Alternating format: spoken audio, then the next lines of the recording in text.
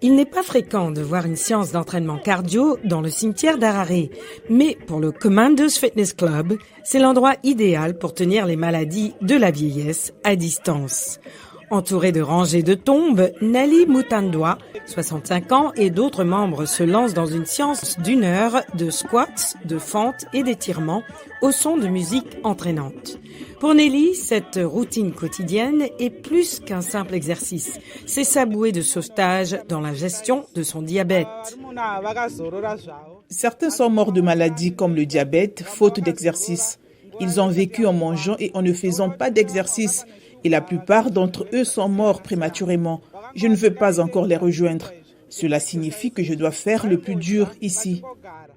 Les installations de remise en forme, telles que les gymnases, étant limitées dans leur quartier, les Zimbabwéens âgés font de l'exercice partout où ils le peuvent. Leur objectif est de lutter contre les maladies chroniques, telles que les problèmes cardiaques, l'hypertension artérielle et le diabète. Susan Gomo, une grand-mère de 64 ans, lutte contre l'hypertension et l'arthrite.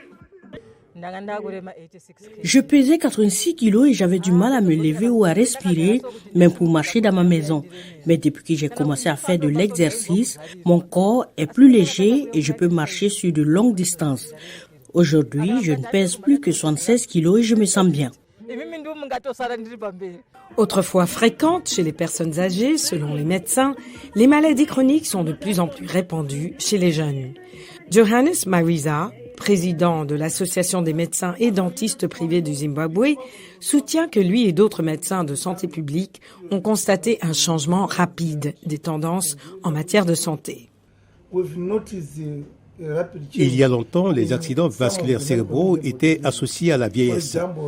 Mais aujourd'hui, même un jeune de 20 ans peut être victime d'un accident vasculaire cérébral. D'après le docteur Johannes Marisa, la toximanie, les régimes alimentaires malsains de type fast-food et le manque d'exercice sont à blâmer. Les gens ont les yeux rivés sur leur télévision, sur leur téléphone, sur leur ordinateur portable et oublient ainsi que l'exercice physique est d'une importance capitale dans leur vie.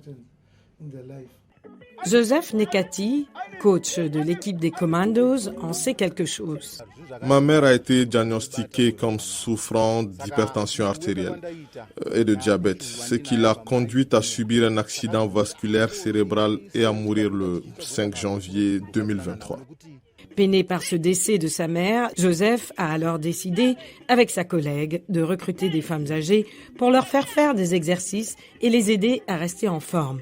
Son club gratuit est devenu un sanctuaire pour les personnes âgées amateurs de fitness.